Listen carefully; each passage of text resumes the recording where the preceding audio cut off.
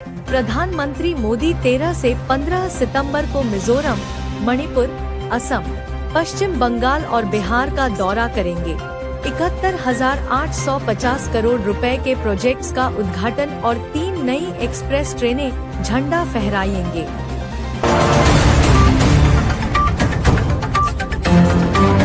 भारतीय रेलवे नई राजधानी एक्सप्रेस सेवा शुरू कर रहा है।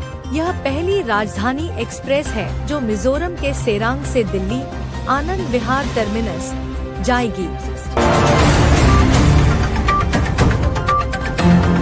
बिहार में इस वित्त वर्ष में औद्योगिक क्षेत्र की ग्रोथ कृषि से आगे निकल गई है।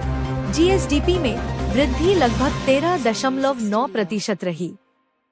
एसएससी सीजीएल 2025 परीक्षा दिल्ली, गुरुग्राम और जम्मू केंद्रों में व्यवधान होने के कारण रद्द कर दी गई है।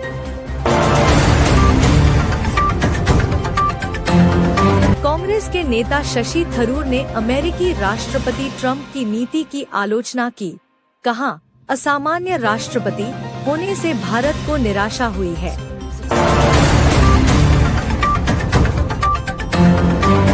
आबीर गुलाल नामक बॉलीवुड फिल्म भारत में 26 सितंबर को रिलीज होगी। पहले इसकी रिलीज अन्य देशों में हो चुकी है।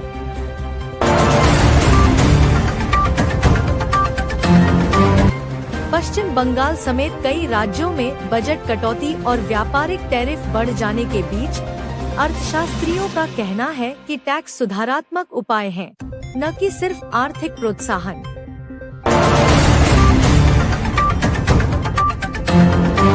नवरात्रि 2025 इस साल 10 दिनों की होगी। अश्विन महीने की शुक्ल पक्ष की प्रारंभ तिथि और अन्य पावन तिथियों के अतिरिक्त चतुर्थी तिथि के कारण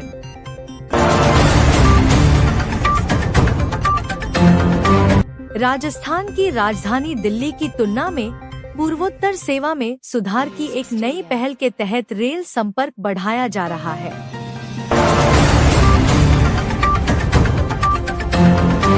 आर्थिक सलाहकार ने कहा है कि जीएसटी में कटौती और कर सुधारों से अमेरिका द्वारा लगाए टैरिफ का प्रभाव कुछ हद तक कम हो पाएगा।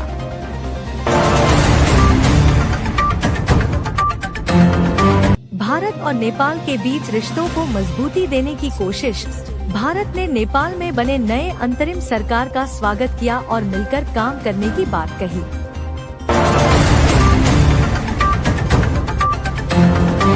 भारत ने मॉरिशस के साथ मिलकर चागोस आइलैंड्स के निकट सैटेलाइट ट्रैकिंग स्टेशन स्थापित किया। रणनीतिक दृष्टि से अहम कदम।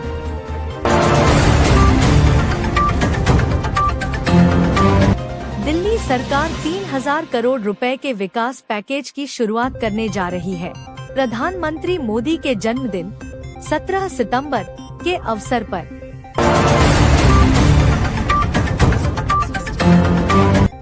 भारत में रिटेल मुद्रास्फीति अगस्त 2025 में बढ़ी 2.07% पर पहुंची, मुख्य रूप से खाद्य एवं सब्जियों की कीमतों के कारण।